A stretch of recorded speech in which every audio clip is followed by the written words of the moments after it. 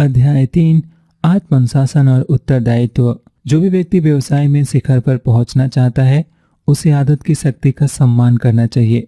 उसे उन बुरी आदतों को तुरंत छोड़ देना चाहिए जो उसे मिटा सकती हैं, और उतनी ही जल्दी उन अच्छी आदतों को डाल लेना चाहिए जो उसे मनचाही सफलता दिला सकती है। जे पॉल गेटी।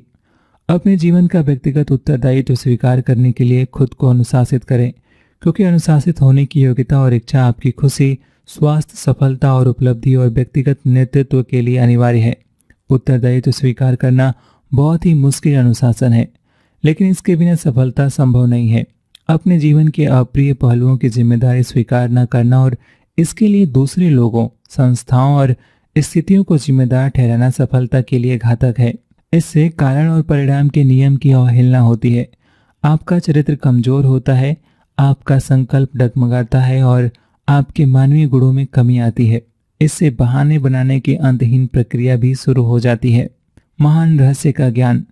21 साल की उम्र में मैं एक छोटे से अपार्टमेंट में रहता था और मजदूरी करता था। मुझे सुबह 5 बजे उठना पड़ता था ताकि मैं 3 बसें बदलकर 8 बजे तक काम पर पहुंच जाऊं।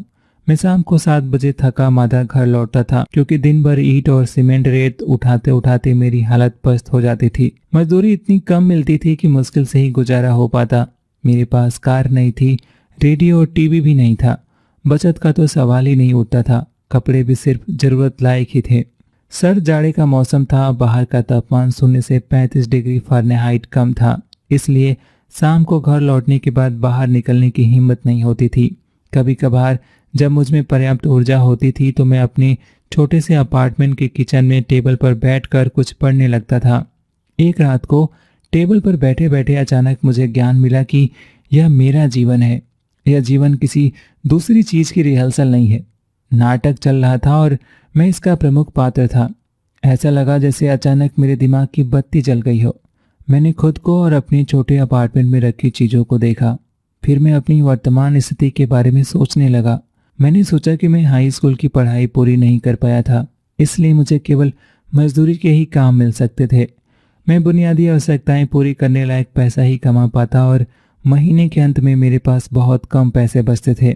अचानक मुझे यह महान रहस्य पता चला कि जब तक मैं नहीं बदलूंगा तब तक कोई भी चीज नहीं बदलेगी। कोई दूसरा मेरे लिए कुछ नहीं करेगा। सच तो ये था कि किसी दूसरे को मेरी परवाह ही नहीं थी। उस पल मुझे यह एहसास हुआ कि आगे से मैं अपने जीवन और अपने साथ होने वाली हर चीज की पूरी जिम्मेदारी स्वीकार करूंगा। इसके लिए मैं जिम्मेदार हूँ। अब मैं अपनी स्थिति का दोष अपने कष्टकारी बचपन या अतीत की गलतियों को नहीं दे सकता था। इसके लिए मैं जिम्मेदार हूँ। अपने पूरे जीवन की बागडोर मेरे हाथ में है। मैं ड्राइवर हूँ। यह मेरा जीवन है और अगर मैंने इसे बदलने के लिए कुछ नहीं किया तो अकर्मण्यता की वजह से यह अनंत काल तक इसी तरह चलता रहेगा। इस रहस्य को जानने के बाद मेरा जीवन बदल गया। अब मैं पहले जैसा नहीं रहा। उस पल के बाद मैं अपने जीवन की हर चीज की जिम्मेदारी स्वीकार करने लगा। नौकरी में न्यूनतम काम करने के बजाय मैं अपने काम में बेहतर बनने की जिम्मेदारी स्वीकार की। मैंने अपनी आर्थिक स्थिति और अपने स्वास्थ्य और खास तौर पर अपने भविष्य की जिम्मेदारी स्वीकार की। अगले ही दिन मैं लंच ब्रेक में नजदीकी बुक स्टोर गया और कुछ पुस्तकें खरीद ली। यहीं से सहायक जानकारी, विचारों और सबको वाली पुस्तकें खरीदने की आजीवन आदत शुरू हुई। मैंने आत्म सुधार को अपने जीवन की नींव बना ली। मैं लगातार कुछ न कुछ सीखना चाहता था, हर दिन, हर संभव तरीके से। यह आदत आज तक कायम है। आज भी जब कोई नई चीज सीखना चाहता हूँ तो मैं उससे संबंधित पुस्तकें पढ़ता हूँ, ऑडियो प्रोग्राम सुनता हूँ और कोर्स या सेमिनार में जाता हूँ। मैंने पाया कि अपने लक्ष्य तक पहुँचने के लिए आपको जिस योग्यता को सीखने की जरूरत है उसे आप सीख सकते हैं। समय के साथ मुझे यह तथ्य पता चला कि 80% लोग अपने जीवन की जिम्मेदारी कभी स्वीकार ही नहीं करते।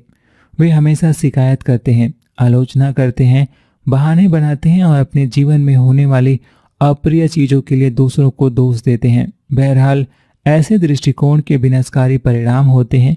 इससे भावी सफलता और खुशी की सारी संभावना खत्म हो जाती है। बचपन से परिपक्वता तक। बचपन में आपकी कंडीशनिंग इस तरह होती है कि आप खुद को अपने जीवन के लिए उत्तरदायी नहीं मानते। यह सामान्य और स्वाभाविक है। बचपन में आपके माता पिता आपके प्रभारी होते हैं। आपकी बागडोर उनके हाथों में होती है। वे आपके सारे निर्णय लेते हैं। वे ही यह निर्णय लेते हैं कि आप क्या खाएंगे, कौन से कपड़े पहनेंगे और किन खिलौनों से खेलेंगे, किस घर में रहेंगे, किस स्कूल में जाएंगे और खाली समय में क्या करेंगे। चूंकि आप छोटे, मासूम और नादान होते हैं, इसलिए आप अपने माता पिता के इच्छा अनुसार कार्य करते हैं।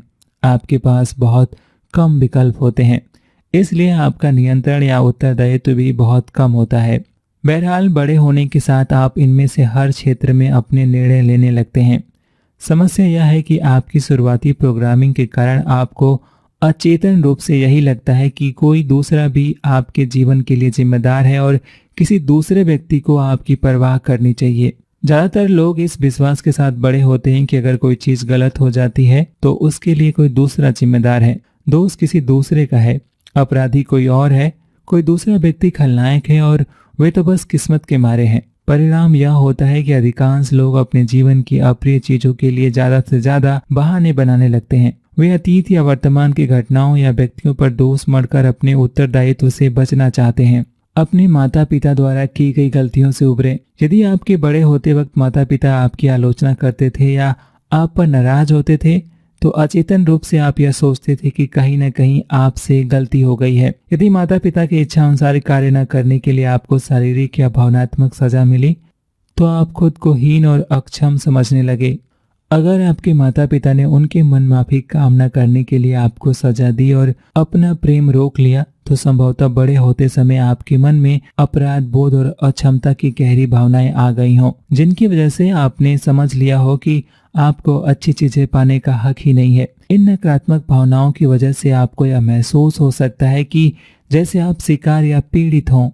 इनके कारण ही वयस्क हो जाने पर भी आपको यह लगता है कि आप स्वयं के लिए या अपने जीवन में होने वाली घटनाओं के लिए जिम्मेदार नहीं हैं। यदि हमारी परवरिश आलोचनात्मक घरेलू माहौल में हुई हो, तो वयस्कों के रूप में हम में सबसे आम भावना यह रहती है कि मैं पर्याप्त अच्छा नहीं हूँ। इस भावना की वजह से हम दूसरों की तुलना में खुद को हीन समझते हैं। हम सोचते हैं कि ज्यादा खुश या आत्मविश्वासी दिखने वाले दूसरे लोग हमसे बेहतर हैं। हम में हीन भावना आ जाती है। इन भावनात्मक जाल में फंसना बहुत आसान है। घातक गलतफहमी। अगर किसी कारण हम यह सोच लेते हैं कि दूसरे हमसे बेहतर हैं, तो हम अवचेतन रूप से यह भी मान लेते हैं कि हम उनसे बदतर हैं। अगर वे हमसे ज्यादा योग्य हैं, तो हम यह मान लेते हैं कि हम कम योग्य हैं। अक्षमता या अयोग्यता की यह भावना हमारे जीवन की व्यक्तित्व संबंधी अधिकांश समस्याओं की जड़ है। यही नहीं, यह पूरे संसार में व्याप्त अधिकांश राजनीतिक और सामाजिक समस्याओं की भी जड़ है, चाहे वे राष्ट्रीय हों या अंतर्राष्ट्रीय। बचपन की विनाशकारी आलोचना की वजह से उत्पन्न अपराध बोध और अक्षमता की इन भावनाओं से बचने के लिए हम दूसरे लोगों और स्थितियों को दोष देने लगते हैं। हम अपने जीवन के जिस भी पहलू से नाखुश या असंतुष्ट होते हैं, उसमें हमारी पहली प्रतिक्रिया यही होती है कि हम अपने आसपास नजर डालकर यह सवाल पूछें, दोष किसे दिया जा सकता है। अधिकांश धर्मों में पाप की अवधारणा सिखाई जाती है, यानी जब भी कोई चीज गलत होती है तो उसके लिए कोई न कोई दोषी होता है। किसी ने कोई गलत कार्य किया है, कोई अपराधी है, किसी को सजा मिलनी चाहिए। अपराध बोध और सजा के इस दुष्कर्म से क्रोध, द्वेष और गैर जिम्मेदारी की भावना बढ़ती जाती है। गैर जिम्मेदारी का दृष्टिकोण। अमेरिका की अदालतों में ऐसे हजारों प्रकरण चलते रहते हैं जिसमें लोग अपने जीवन में हुई किसी गलत चीज के लिए हर्जाना मांगते हैं। महत्वाकांक्षी वकीलों की सहायता से लोग अदालत में हर्जाने का मुकदमा दायर कर देते हैं, भले ही उस घटना के लिए वे खुद दोषी हों। खासतौर पर अगर वे दोषी हों, लोग अपनी जिम्मेदारी स्वीकार नहीं करना चाहते। लोग अपने शरीर पर गर्म कॉफी गिरा लेते हैं और फिर कॉफी बेचने वाले फूड रेस्टोरेंट पर दावा ठोक देते हैं। लोग शराब पीकर सड़क से नीचे कार उतारकर दुर्घटना कर देते हैं और इसके बाद वे अपनी 15 साल पुरानी कार के निर्माता पर दावा दायर कर देते हैं। लोग किसी सीढ़ी पर चलते समय जरूरत से ज्यादा झुकने की वजह से गिर जाते हैं, फिर वे अपनी चोट के लिए सीढ़ी बनाने वाले पर दावा ठोक देते हैं। हर मामले में लोग किसी दूसरे को दोष देकर, बहाने बनाकर और फिर हर्जाना मांगकर अपनी खुद की गलती की जिम्मेदारी से बचने का प्रयास कर रहे हैं। नकारात्मक भावनाओं को खत्म करना। खुश रहना सभी लोगों का आम लक्ष्य होता है। सबसे सरल अर्थ में नकारात्मक भावनाएं मौजूद न रहने पर खुशी पैदा होती है। जहां कोई नकारात्मक भाव नहीं होता, वहां केवल सकारात्मक भाव ही रहता है। इसलिए यदि आप सचमुच खुश रहना चाहते हैं तो नकारात्मक भावों को खत्म करना जीवन में आपका मुख्य कार्य है। दर्जनों नकारात्मक भाव होते हैं, जिनमें सबसे आम है अपराध बोध, द्वेष, ईर्ष्या, डर और शत्रुता। ये सभी नकारात्मक भाव अंततः क्रोध की बुनियाद पर खड़े होते हैं, चाहे इसकी दिशा भीतर की ओर हो या बाहर की ओर। जब आप अपने क्रोध को सकारात्मक अभिव्यक्ति नहीं देते हैं और इसे मन की बोतल में बंद कर लेते हैं तो यह अंदर की ओर संचालित होता है। दूसरी ओर जब आप दूसरे लोगों की बुराई करते हैं या उन पर आरोप लगाते हैं तो यह बाहर की ओर निर्देशित होता है। मनोदैहिक रोग। नकारात्मक भाव मनोदैहिक रोग के प्रमुख कारण है। मनोदैहिक रोग में मन की वजह से शरीर बीमार होता है। हर नकारात्मक भाव, खास तौर पर क्रोध, आपके प्रतिरोधक तंत्र को कमजोर बनाता है और सर्दी, फ्लू तथा अन्य रोगों की आशंका उत्पन्न करता है। अनियंत्रित क्रोध की वजह से हार्ट अटैक, स्ट्रोक या नर्वस ब्रेकडाउन भी हो सकता है। यहाँ पर एक बड़ी खोज बताई जा रही है। सभी नकारात्मक भाव, विशेष रूप से क्रोध, अपने जीवन की अप्रिय चीजों के लिए किसी दूसरे व्यक्ति या वस्तु को दोष देने के कारण उत्पन्न होते हैं। अपनी समस्याओं के लिए दूसरों को दोष देना आसान होता है। इस आदत को छोड़ने के लिए बहुत आत्म अनुशासन की जरूरत होती है। बहाने बनाने से इनकार करने के लिए बहुत आत्म अनुशासन की जरूरत होती है। अपने वर्तमान स्वरूप, अपने भावी स्वरूप और अपने जीवन में होने वाली हर घटना की पूरी जिम्मेदारी लेने के लिए बहुत आत्म अनुशासन की जरूरत होती है। यह सच है कि आप अपने साथ होने वाली हर चीज, जैसे कि प्राकृतिक आपदा के लिए सीधे तौर पर जिम्मेदार नहीं होते हैं, लेकिन आप अपनी प्रतिक्रियाओं, आप उस पल जो कहते या करते हैं उसके लिए सीधे तौर पर जिम्मेदार होते हैं। अपने चेतन मन का पूरा नियंत्रण लेने के लिए जबरदस्त आत्मविजय की आवश्यकता होती है, ताकि आपके मन में केवल सकारात्मक, सृजनात्मक विचार ही रहें जो आपके जीवन को विकास के मार्ग पर ले जाएं और आपके संबंधों व परिणामों की गुणवत्ता को बेहतर बनाएं। यह काम मुश्किल है, लेकिन इसके पुरस्कार बहुत ज्यादा हैं। दोष देना सरल है, न्यूनतम प्रतिरोध के मार्ग पर चलना बहुत आसान होता है। सबसे सरल तो यही होता है कि व्यक्ति किसी भी कारण से, किसी भी चीज के गलत होने पर किसी दूसरे को दोष दे और उस पर क्रोधित हो जाए। दोषारोपण के आदी लोग अक्सर वस्तुओं पर भी क्रोधित हो जाते हैं। अगर निर्जीव वस्तुएं अपेक्षा के अनुरूप काम नहीं करती हैं तो उन्हें दोष देना इतना मूर्खतापूर्ण है कि यह हल्के पागलपन का संकेत है। लोग दरवाजे के अटकने पर नाराज हो जाते हैं और किसी औजार का उपयोग करते समय अगर उनसे कोई गलती हो जाए तो वे औजार को गाली देने लगते हैं, हालांकि गलती उनकी खुद की थी। जब उनकी कार चालू नहीं होती है तो वे उस पर आग बबूला हो जाते हैं।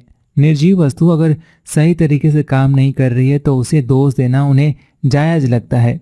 इसलिए लोग अक्सर गुस्से में उस कार या बक्से को लात मारते हैं जिनसे टकराकर वे गिर जाते हैं, हालांकि गलती खुद उनकी ही थी, वे उसे देख नहीं पाए। नकारात्मक भावनाओं का इलाज। नकारात्मक भावनाओं को दूर करने का सबसे तीव्र और विश्वसनीय तरीका तत्काल यह कहना है, इसके लिए मैं जिम्मेदार हूँ। जब भी क्रोध भड़काने या नकारात्मक प्रतिक्रिया जगाने वाली कोई चीज हो तो नकारात्मक भावना को यह कहकर तुरंत दूर कर लें, इसके लिए मैं जिम्मेदार हूँ। विस्थापन का नियम कहता है कि आप नकारात्मक विचार को हटाकर उसकी जगह पर सकारात्मक विचार को स्थापित कर सकते हैं। देखिए, आपका मन एक समय में केवल एक ही विचार रख सकता है, इसलिए जब आप इसके लिए मैं जिम्मेदार हूं का सकारात्मक विचार चुनते हैं तो आप उस पल किसी दूसरे विचार या भाव को खत्म कर देते हैं। यह संभव ही नहीं है कि आप गलती की जिम्मेदारी स्वीकार करें और उसी समय नाराज भी रहें। जिम्मेदारी स्वीकार करना और नकारात्मक भावनाओं को अनुभव करना एक साथ संभव नहीं है। यह संभव ही नहीं है कि जिम्मेदारी स्वीकार करने के बाद आप शांत, अस्पष्ट, सकारात्मक और एकाग्रचित ना बने। आपको अपने जीवन में जो भी चीज पसंद नहीं है उसके लिए जब तक आप किसी दूसरे को दोष देते रहेंगे तब तक आप मानसिक रूप से बालक की श्रेणी में ही रहेंगे। आप खुद को हमेशा छोटा, लाचार और किस्मत का मारा मानते रहेंगे। आप लगातार दूसरों पर भड़ास निकालते रहेंगे। बहरहाल, जब आप अपने साथ होने वाली हर घटना की जिम्मेदारी स्वीकार करने लगते हैं तो आप मानसिक रूप से वयस्क बन जाते हैं। तब आप खुद को किस्मत का मारा नहीं बल्कि अपने जीवन का प्रभारी मानने लगते हैं। एल्कोहलिक्स एनोनिमस नामक संस्था में शराब की समस्याओं से ग्रस्त लोगों की बैठकें आयोजित होती हैं। इस संस्था ने अपने लंबे अनुभव में यह पाया है कि जब तक कोई व्यक्ति अपनी समस्याओं, शराब के मामले में भी और अपने जीवन के अन्य क्षेत्रों में भी के संदर्भ में अपनी जिम्मेदारी को स्वीकार नहीं करता है, तब तक उसकी प्रगति संभव नहीं है। उसके जिम्मेदारी स्वीकार करने के बाद ही सब कुछ संभव है। यह जीवन की लगभग सभी मुश्किल स्थितियों के बारे में सच है जिनमें आप अपने कष्ट के लिए दूसरे लोगों या स्थितियों को दोष देते हैं। पैसा और भावनाएं। पैसा जीवन की कई समस्याओं और चिंताओं का केंद्र होता है। इसे कमाना, इसे खर्च करना, इसका निवेश करना और खास तौर पर इसे गंवाना। फलस्वरूप हमारे अधिकांश नकारात्मक भावनाएं भी किसी न किसी तरह पैसे से जुड़ी होती हैं। बहरहाल सच तो यह है कि आप अपने आर्थिक जीवन के लिए पूरी तरह जिम्मेदार हैं। चयन आप करते हैं, निर्णय आप लेते हैं, आप ही प्रभारी हैं। आप अपनी आर्थिक समस्याओं या स्थिति का दोष दूसरे को नहीं दे सकते, क्योंकि ड्राइवर की सीट पर आप खुद बैठे हुए हैं। जब आप अपनी आमदनी, आप जो नौकरी कर रहे हैं, उसे किसने चुना? अपने खर्च, वह पैसा किसने खर्च किया जिसकी वजह से आप कर्ज में डूबे? और अपने निवेश करने का निर्णय किसने लिया? की जिम्मेदारी स्वीकार कर लेते हैं, तभी आप आर्थिक रूप से बालक से आर्थिक रूप से वयस्क बनने की यात्रा शुरू करते हैं। जिम्मेदारी और नियंत्रण।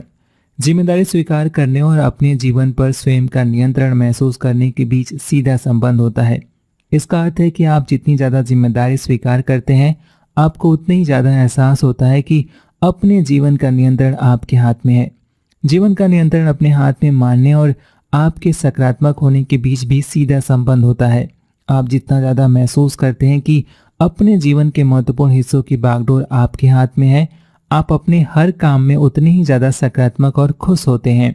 जिम्मेदारी स्वीकार करने पर आप सशक्त, शक्तिशाली और उद्देश्यपूर्ण महसूस करते हैं। जिम्मेदारी स्वीकार करने पर वे नकारात्मक भावनाएं दूर हो जाती हैं जो आपकी खुशी और संतुष्टि को नष्ट करती हैं। स्थिति चाहे कैसी भी हो, नकारात्मक भावों का इलाज यह कहना है कि इसके लिए मैं जिम्मेदार हूँ। फिर उस स्थिति की ओर देखकर यह सोचे कि जो हुआ या जो हो रहा है उसके लिए आप किस तरह से जिम्मेदार हो सकते हैं। आपकी बुद्धि दुधारी तलवार की तरह है, जो दोनों दिशाओं में काट सकती है। आप इसका इस्तेमाल करके अपने जीवन की अप्रिय चीजों के लिए दूसरे को दोष दे सकते हैं और अपनी स्थिति को तर्कसंगत ठहरा सकते हैं या जायज सिद्ध कर सकते हैं। दूसरी ओर आप अपनी बुद्धि का इस्तेमाल करके ऐसे कारण भी खोज सकते हैं जो हुआ है उसके लिए आप जिम्मेदार क्यों हैं, और फिर समस्या को सुलझाने या स्थिति को सही करने के लिए कदम उठा सकते हैं। आप बहाने बना सकते हैं या फिर आप प्रगति कर सकते हैं। आप ये दोनों चीजें एक साथ नहीं कर सकते। चुनाव आपका है। कई बार ऐसी दुर्घटनाएं भी हो जाती हैं जिसके लिए आप जिम्मेदार नहीं होते हैं। जैसे जब आप ऑफिस में काम कर रहे हों, तब कोई पार्किंग में खड़ी आपकी कार को टक्कर मार दे। ऐसी दुर्घटना के लिए आप भले ही सीधे तौर पर जिम्मेदार ना हो, लेकिन फिर भी आप घटना के बाद अपनी प्रतिक्रियाओं या व्यवहार के लिए तो जिम्मेदार हैं ही। कभी शिकायत न करें, कभी स्पष्टीकरण न दें। लीडर या श्रेष्ठ व्यक्ति की पहचान यही है कि वह स्थिति की पूरी जिम्मेदारी स्वीकार करता है। ऐसे सच्चे लीडर की कल्पना करना संभव ही नहीं है जो समस्याएं और मुश्किलें सामने आने पर कर्म करने के बजाय दूसरों को दोष देने लगे और शिकायत करने लगे। जिम्मेदारी का एहसास ही महान व्यक्तित्व का लक्षण है। अपने जीवन की जिम्मेदारी लेने के लिए पहले से यह संकल्प करें कि आप किसी ऐसी चीज पर विचलित या क्रोधित नहीं होंगे जिसे आप बदल नहीं सकते या जिस पर आप प्रभाव नहीं डाल सकते। जिस तरह आप मौसम के बारे में नाराज नहीं होते हैं, उसी तरह आप उन परिस्थितियों और स्थितियों पर भी नाराज नहीं होते हैं जिन पर आपका कोई नियंत्रण नहीं है। यही नहीं, आप खास तौर पर अतीत के दुखद अनुभव या स्थितियों के कारण वर्तमान में नाराज और दुखी नहीं होते हैं। आप कहते हैं जिसे ठीक करना संभव नहीं है उसे सहजता से लेना चाहिए। आश्चर्य की बात है कि आज बहुत सारे लोग कई साल पहले हुई किसी घटना को लेकर दुखी हैं। जब वे उस नकारात्मक अनुभव के बारे में सोचते हैं तो वे दोबारा नाराज या निराश हो जाते हैं। अच्छी खबर यह है कि आप किसी भी वक्त अतीत के बारे में सोचना, बातें करना और उसे तरोताजा करना बंद कर सकते हैं। आप उसे छोड़कर अपने लक्ष्यों और असीमित भविष्य के बारे में सोच सकते हैं। जैसा हेलन केलर ने कहा था, जब आप सूरज की रोशनी की ओर मुड़ते हैं तब छाया आपके पीछे छूट जाती है। आत्मविजय और आत्मनियंत्रण। आत्मानुशासन, आत्मविजय या आत्मनियंत्रण अपनी भावनाओं की जिम्मेदारी स्वीकार करने से शुरू होता है। अपने साथ होने वाली हर चीज पर अपनी प्रतिक्रियाओं की 100% जिम्मेदारी लेकर ही आप अपनी भावनाओं को नियंत्रित करते हैं। आप किसी भी चीज के लिए बहाना बनाने, शिकायत करने, आलोचना करने या दूसरों को दोष देने से इनकार कर देते हैं। इसके बजाय आप इसके लिए मैं जिम्मेदार हूं कहते हैं और फिर कोई सकारात्मक कदम उठाते हैं। कर्म ही एकमात्र उपचार है। अपने लक्ष्यों की दिशा में उद्देश्यपूर्ण कदम उठाना ही क्रोध या चिंता का एकमात्र सच्चा उपचार है, जो अगले अध्याय का विषय है। बहरहाल वहां जाने से पहले आज ही यह संकल्प कर लें कि आप अपने विचारों, भावनाओं और कार्यों पर पूरा नियंत्रण रखेंगे और अपने महत्वपूर्ण लक्ष्यों पर काम करने में जुट जाएंगे, ताकि आपके पास किसी भी व्यक्ति या वस्तु के बारे में नकारात्मक बातें सोचने या नकारात्मक भाव उत्पन्न करने का समय ही न रहे। जब आप अपने जीवन की व्यक्तिगत जिम्मेदारी स्वीकार करने के लिए आत्मानुशासन और इच्छा शक्ति का इस्तेमाल करते हैं तो आप अपने विचारों और भावनाओं को पूरी तरह नियंत्रित कर लेते हैं। इससे आप अपने हर काम में ज्यादा प्रभावी, खुश और सकारात्मक बन जाते हैं। कार्य अभ्यास 1। आप इस समय जो हैं और आगे चलकर जो बनेंगे उसकी 100% जिम्मेदारी स्वीकार करने का इसी समय संकल्प करें। कभी शिकायत न करें, कभी बहाने न बनाएं। दूसरा, अतीत में जाकर किसी ऐसे व्यक्ति या घटना को चुनें जिसकी वजह से आप अभी भी दुखी महसूस करते हो। अपनी नकारात्मक भावनाओं को जायज साबित करने के बजाय यह सोचें कि उस घटना के लिए आप आंशिक रूप से जिम्मेदार कैसे हो सकते हैं। तीसरा, अतीत के किसी एक रिश्ते को चुनें जिसकी वजह से आप दुखी थे। फिर 3 कारण बताएं कि जो हुआ उसके लिए आप क्यों जिम्मेदार हैं। चौथा, अपने अतीत के किसी एक व्यक्ति को चुनें जिससे आप अब भी नाराज हैं, उसे पूरी तरह माफ करने का संकल्प करें। आपका यह कार्य आपको भावनात्मक रूप से स्वतंत्र कर देगा। 5वां, अपनी आर्थिक स्थिति की पूरी जिम्मेदारी स्वीकार करें और अपनी आर्थिक समस्याओं के लिए दूसरों को दोष देना छोड़ दें। अब यह बताएं कि उस स्थिति को सुलझाने के लिए आप कौन से कदम उठाने वाले हैं। 6ठा, अपनी पारिवारिक स्थिति की पूरी जिम्मेदारी स्वीकार करें। परिवार के हर व्यक्ति और फिर जिन भी चीजों को लेकर समस्याएं हो सकती हैं उन्हें दूर करने, अपने संबंधों को बेहतर बनाने के लिए तत्काल कर्म करें। 7वां, अपने स्वास्थ्य की 100% जिम्मेदारी स्वीकार करें। पूर्ण उत्कृष्ट स्वास्थ्य प्राप्त करने के लिए जो भी आवश्यक हो उसे करने या छोड़ने का आज ही संकल्प करें।